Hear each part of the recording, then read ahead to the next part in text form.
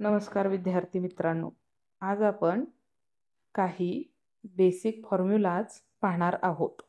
चला तर मग बेसिक फॉर्म्युलाज आणि त्यांचे युनिट्स पाहूयात. Momentum is equal to mass into velocity. Momentum कशाने दाखवलं जातं? P ने, मास M ने आणि व्हेलॉसिटी V ने. तर मोमेंटमचा फॉर्म्युला काय तयार झाला? P is equal to M into V. Mass कशामध्ये मोजलं जातं? किलोग्रॅममध्ये आणि व्हेलॉसिटी मीटर पर सेकंदमध्ये.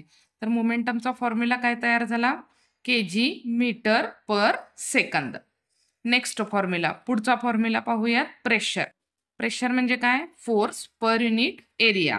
प्रेशर कशाने दाखवले जाते? P ने, फोर्स F ने आणि एरिया A ने. तर प्रेशरचा फॉर्म्युला कसा तयार होईल? P is equal to F upon A. आता आपण त्याचं SI युनिट तयार करूया. फोर्सचं युनिट काय आहे? न्यूटन. आणि एरियाचं युनिट काय आहे? Metre square. म्हणजे प्रेशरचं युनिट कसं तयार होईल? Newton per metre square. आता हा जो मीटर स्क्वेअर आहे हा छेदाला आहे आणि याची पॉवर +2 आहे. हा जेव्हा तुम्ही वरती शिफ्ट कराल न्यूमरेटरला त्यावेळी प्लसचं काय होईल? मायनस होईल. म्हणजे दुसरं युनिट काय तयार होईल? Newton metre raise to -2. किंवा तुम्ही याला किंवा पास्कल असं सुद्धा म्हणू शकता. Next formula, surface tension is equal to force per unit length. Surface tension कशाने दाखवली जाते? T ने आणि फोर्स F ने, लेंथ L ने. तर सरफेस टेन्शनचा फॉर्म्युला कसा तयार होईल? Surface tension is equal to force per unit length, T is equal to F divided by L. Unit तयार करूया. फोर्स कशामध्ये मोजतो आपण? न्यूटनमध्ये. आणि लेंथ कशामध्ये मोजतो आपण? मीटरमध्ये. तर सरफेस टेन्शनचं युनिट असेल न्यूटन पर मीटर. आता हा जो मीटर आहे ना, हा डिनॉमिनेटरला आहे. हा आपल्याला न्यूमरेटरला शिफ्ट केला की याची पॉवर +1 ची मायनस होईल. इथं काही नाही म्हणजे 1 असतं आणि ती व्हॅल्यू प्लस असते. ज्यावेळी ती वर जाईल न्यूमरेटरला त्यावेळी प्लसची काय होईल? मायनस. म्हणजे कशी दिसेल? Newton metre raise to -1. म्हणजे सरफेस टेन्शनचं युनिट काय असेल? न्यूटन पर मीटर किंवा newton metre inverse. Next formula, charge is equal to electric current into time. Charge कशाने डिनोट केला जातो? Q ने, इलेक्ट्रिक करंट I ने आणि टाइम T ने. तर चार्जचा फॉर्म्युला कसा तयार झाला? Q is equal to I into T. याचं युनिट आहे ampere. Next formula, speed is equal to distance upon time. Speed S ने दाखवले जाते, डिस्टन्स X ने दाखवलं जातं आणि टाइम T ने. So S is equal to X upon T. मग आता X हे डिस्टन्स आहे म्हणजे अंतर आहे. तर अंतराचं युनिट काय? मीटर. आणि टाइमचं युनिट काय? सेकंद. तर स्पीडचं युनिट काय झालं? Metre per second. Next, angular velocity. Angular velocity is equal to angular displacement with respect to time. आणि अँग्युलर डिस्प्लेसमेंट कशामध्ये मेजर केलं जातं? त्याचं युनिट काय आहे? रॅडियन, ज्याला शॉर्टमध्ये रॅड म्हणतात. आणि टायमिंग सेकंदमध्ये मोजलं जातं. तर अँग्युलर व्हेलॉसिटीचं युनिट काय तयार झालं? रॅड पर सेकंद किंवा radian per second. Next, strain means what? Change in dimensions with respect to original dimensions. आता डायमेन्शन्स डिव्हायडेड बाय डायमेन्शन्स आहे ना, तर त्याच संख्येनं भागलं की उत्तर 1 येतं. त्यामुळे अशा गोष्टीचे युनिट्स येत नाहीत.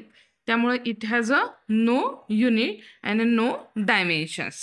It is a dimensionless quantity and unitless quantity. Next, modulus of elasticity. Modulus of इलॅस्टिसिटीचा फॉर्म्युला काय? Stress upon strain. Stress actually strain जो आहे त्या स्ट्रेनचा आपल्याला आपण आत्ता जस्ट पाहिलंय की स्ट्रेन म्हणजे काय? Change in dimensions with respect to original dimension. त्यामुळे याचे डायमेन्शन याला येत नाहीत, युनिट पण येत नाही. त्यामुळे मॉड्युलस ऑफ इलॅस्टिसिटीला जे काही युनिट असतील ते फक्त कुणाचे असतील? स्ट्रेसचे असतील. मग स्ट्रेसचा फॉर्म्युला काय? Force per unit area. Force कशामध्ये मेजला जातो? न्यूटनमध्ये. आणि एरिया मीटर स्क्वेअरमध्ये. म्हणजे मॉड्युलस ऑफ इलॅस्टिसिटीचे युनिट काय येईल? न्यूटन पर मीटर स्क्वेअर किंवा न्यूटन मीटर रेस टू -2. स्ट्रेसचे डायमेन्शन्स, मॉड्युलस ऑफ इलॅस्टिसिटीचे डायमेन्शन्स बोथ आर सेम. स्ट्रेनला डायमेन्शन्स नाहीत, स्ट्रेनला युनिट नाही. Next formula surface energy. Surface energy म्हणजे काय? Potential energy per unit area.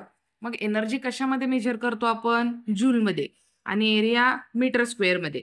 म्हणजे सरफेस एनर्जीचा फॉर्म्युला काय? Joule per metre square. Next surface tension. Surface tension कशामध्ये? सरफेस टेन्शनचा फॉर्म्युला काय? Force per unit length. Force कशाने डिनोट केला जातो? एफने, आणि लेंथ एलने. तर फॉर्म्युला कसा तयार होईल? Force per unit length. Unit तयार करूयात. फोर्स कशामध्ये मोजतो आपण? न्यूटनमध्ये, आणि लेंथ लांबी मीटरमध्ये. तर सरफेस टेन्शनचं युनिट काय तयार होईल?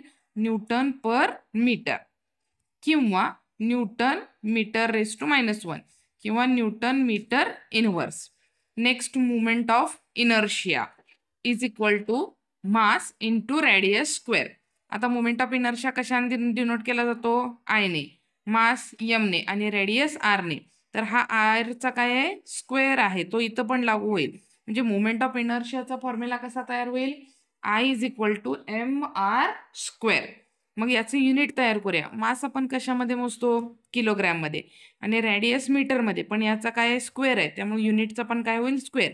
म्हणजे मुवमेंट ऑफ इनर्शियाचं युनिट कसं तयार होईल? kg metre square. ठीक आहे.